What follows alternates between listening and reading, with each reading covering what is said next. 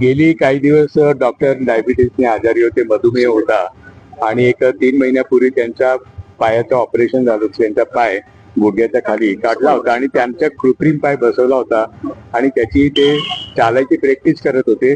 त्यांची प्रकृती खूप झपाट्याने सुधरत होती, पण गेली 2-3 दिवस ते थोडेसे आजारी होते. थोडं त्यांना ताप होता, उलटी होत होती आणि थोडा न्यूमोनियाचा तो संसर्ग झाला होता. आज दुपारी जेवत असताना, त्यांना खात असताना अचानक ठसका लागला.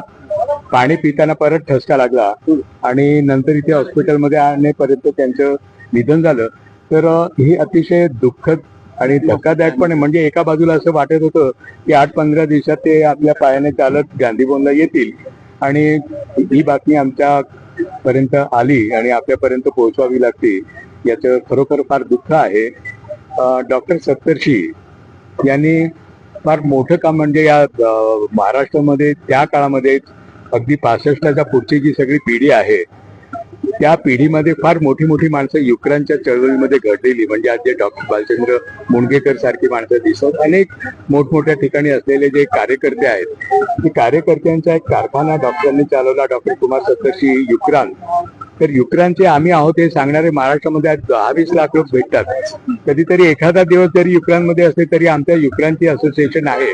तर डॉक्टर सप्तर्षींनी काय केलं, तर डॉक्टर सप्तर्षींनी आपल्या महाराष्ट्रामध्ये एक जातीविहीन आणि वर्गविहीन समाज रचना निर्माण करायचा प्रयत्न केला.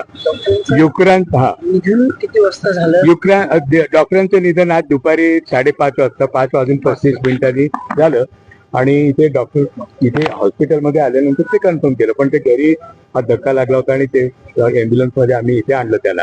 आता पुढच्या आम्ही असं ठरवलं की सोमवारी सकाळी 10 ते 12 गांधी भवनमध्ये अंत्यदर्शनासाठी त्यांची होणार आणि सोमवारी सकाळी उद्या त्यांचा मुलगा डॉक्टर कबीर परदेशी आहे, तो येणार आहे, उद्या संध्याकाळपर्यंत पोहोचेल आणि परवा सकाळी तिथे अंत्यदर्शन झाल्यानंतर 12 वाजता वैकुंठात घेऊन जाणार आणि साधारण 12 नंतर ते 12:15-12:30ला वैकुंठामध्ये विद्युत डायरीमध्ये अंत्यविधी केला जाणार आहे. म्हणजे उद्या महाराष्ट्रातल्या लोकांना हे माहिती आहे की उद्या त्यांचं पार्थिव कुठं असेल, उद्या अंत्यदर्शनासाठी? उद्या अंत्यदर्शनाची काही आपण केली, कारण की आताच्या याच्यामध्ये ते सभागारमध्ये थंड याच्यामध्ये ठेवावं लागतं, बाहेर काढलं तर ते खराब होण्याची शक्यता असते. तर परवा मात्र अंत्यदर्शनासाठी 10 ते 12 आम्ही गांधी भवन मध्ये ठेवतो आहोत.